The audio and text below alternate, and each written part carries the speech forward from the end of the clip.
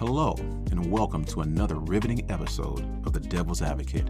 I'm your host, Mitchell Drayton, and today we're diving into a world of cinematic what-ifs.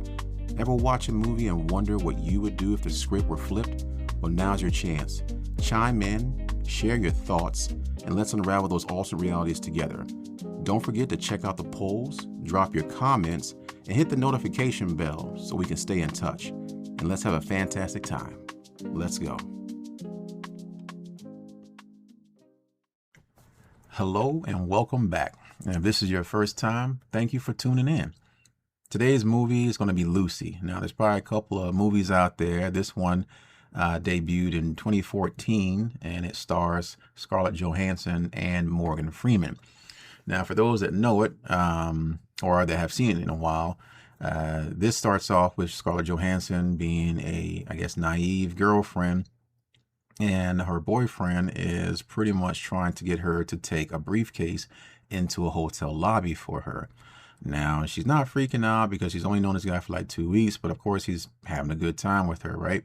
Or they're having a good time together. And essentially he's like, nah, come on, just take this thing in here. It's a quick drop. I do this all the time. And how about this? We'll share the funds that I'm about to get. And so she keeps saying, nope, you can just go ahead and do it yourself. I'll see you back at the hotel room. Well, I guess he gets desperate because there's a handcuff on the handle, and he takes that thing and slaps it on her wrist. Now, when he does that, that's when she goes into freak out mode. And she's like, get this thing off me. He keeps saying, just go in there, do it. It's real quick and easy. We'll get paid and we'll leave here. And the only person that has the code is the guy that I'm delivering it to. So she reluctantly goes inside, goes to the concierge desk, and the guy does speak in English, and he's pretty much like, hey, how can I help you? She's like, I'm here to deliver the briefcase. She has to say it like 3 different times because she's speaking kind of low. She's kind of timid about what's going on. And then finally she says, I'm here to deliver this. My boyfriend sent me in here. So the concierge calls up to, the penthouse or whatever. And a bunch of goons pretty much come down, surround her. And as she looks to her right, her boyfriend gets popped. And I'm talking about blood everywhere up on the window. Of course, she goes into way past freak out mode. But they grab her anyways, put her in the elevator and take her up to the penthouse, top floor, right? So the mob boss is there, and when she comes in, there's already like 2 people's legs because he's inside of a doorway in the bathroom, and their legs are kind of flinching, but you can tell there's blood everywhere. So essentially, he just not killed 2 people. And now he's coming out, kind of wiping his face down, asking who sent her, and has to call back down to the concierge desk and have him translate. And she pretty much says the same thing. My boyfriend sent me up here. I've only known him for 2 weeks. I don't know what's in this case. So being that he was the only person that had the code, he finally gives her the code and goes and hides, outside the penthouse door, because he thinks it might be a bomb because he said he doesn't trust the boyfriend. And the girlfriend, Scarlett Johansson, says, I don't trust him either. But here we are. And so she reluctantly opens the case. Nothing happens. And on the inside, there's nothing but 4 blue bags, rectangular blue bags, right? And a little time goes by. They calm down, and then they bring in what you might as well go ahead and call like a crackhead, and they give him some of this blue substance, and he starts freaking out, laughing hysterically until he gets his melon popped by the kingpin. We'll just call him that, right? And then eventually what happens is he offers her a job. She says she doesn't want a job, and they end up taking like the butt of a gun and knocking her unconscious. Now, when she comes to, she's wrapped, like her stomach is wrapped, and she's got blood pretty much seeping out and stuff, and she's like in pain. And they bring her back into the main room that she was in, along with like 3 guys. And everybody pretty much has the same type of situation where they're all wrapped around their stomach, and you can kind of see where this is going. They put the blue bags inside their stomach. They're now mules for this kingpin. And they set them up with tickets and fake passports. And it's like, all right, you're going to go to these 4 places. And essentially, we're going to retrieve you and our product. And if you don't do it, you're going to die anyways. So Scarlett Johansson goes to her jail cell. And the other 3 guys, you don't see them anymore for a while, right? Now, while she's there in that jail cell, there's like 2 creepy dudes. There's always a creepy dude in there. Like somebody in jail cell, you're kind of like, man, this guy's an unsavory character. But let's see what happens anyways. Well, of course, they come on to her. She ain't having it. And so the guy smacks her, knocks her out of her chair, and then proceeds to kick her like 3 different times before the other guy, even though he is creepy, he's less creepy than that guy, pulls him off, and like they walk out the room. Now, they close the door and she's still in there. And of course, you can imagine what happened. The bag ruptures, right? So this drug that made the other crackhead freak out caused her to do something similar, but she starts levitating, y'all, like all over the room. She's like flying through the air, pinned to the ceiling. And mind you, now, like, they have a long shackle around her arm, and she's holding on to that for dear life, trying to pull herself back down to the ground, but she doesn't understand what happens or what's happening. And then she eventually calms down, ends up on the floor, and then almost in a creepy manner, just stands back up, gets her chair upright, and sits back down, and she waits for the guards to come back into the room. All right. And at that point, Morgan Freeman does come in, and he's a professor at some type of college, and he's speaking on the fact that right now we only use about 10% of our brain, right? And that dolphins use double that. They use about 20% of their brain, and they got like the location built into their head, right? What could we do if we could have the ability to use 20% of our brain? And that's going to be the first question, right? Now, what do you think that would be?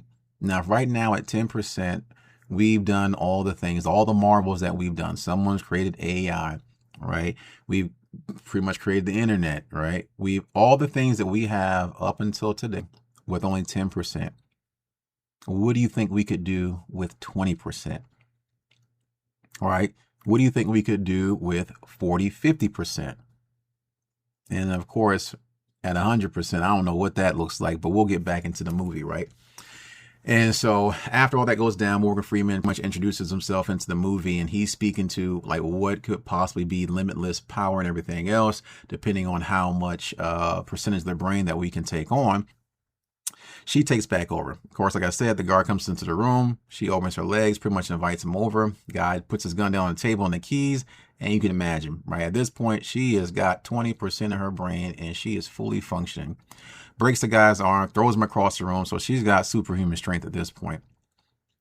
And then she walks into another room after she grabs the keys and the gun, lets herself out, and she pops like 5 dudes. Now, in the midst of doing so, she does get hit with 1 bullet, but that's neither here or there, because she pulls that thing out like a G, because at this point, 20%, she feels no pain. All right. And this is the second question. Now, a lot of people ask you, like, if you could be any superhero, who would you be?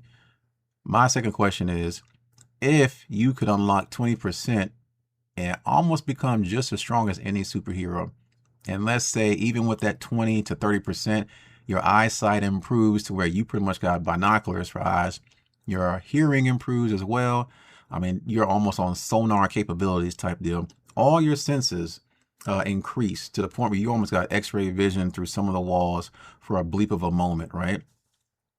Would you still choose to be a superhero, or would you just choose to be yourself on this particular type of drug? Now, I know that's like a weird question to ask somebody, but would you want to be a superhero, or would you want to just be yourself but have an enhancement drug that you can take in order to get there? Right. So anyway, Scarlett Johansson goes, about her business, and she calls Morgan Freeman up, says that we need to meet because I pretty much, I'm coming unraveled. I feel no pain. My cells are like combining, I think it was, not multiplying. But because she's in what they call an unfavorable environment, she's unraveling. So as she's on the airplane, she has like 2 laptops open and she's doing her business. She's like getting as much information as she can. And she's at super speed. She's like, I don't know, take any supercomputer and she's just as fast, if not faster. And she touches down and,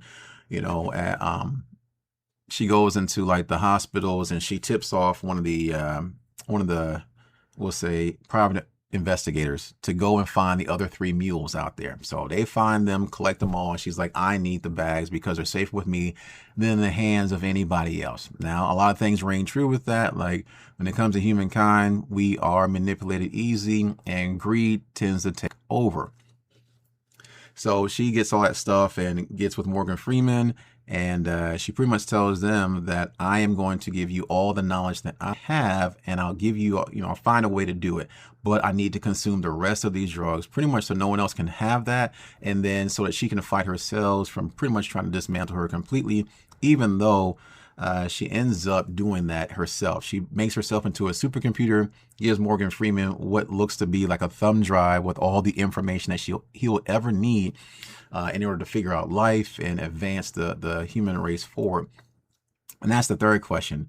Now, if you could become so powerful and I guess all knowing, would you choose to give that information, all that knowledge to the world or particular or specific people? So would you give it to the world and share it with everybody? Or would it be specific people that you would share this with for maybe financial gain or just for some type of, status in the world? But essentially she does dissolve herself. Like, she goes into nothing, and all the bad guys do get taken care of. They get dealt with, and that's where the movie ends. So those are the questions that we have for y'all today. I do appreciate you once again for tuning in. And once again, the movie is Lucy, the one that came out in 2014, that has Scarlett Johansson and Morgan Freeman. That wraps up this episode of The Devil's Advocate. I'm your host, Mitchell Drayton. Thanks for diving into the What If with me. Now it's your turn. Drop your thoughts, hit the polls, leave a comment, and keep the conversation going, people. Until next time, stay curious and stay questioning.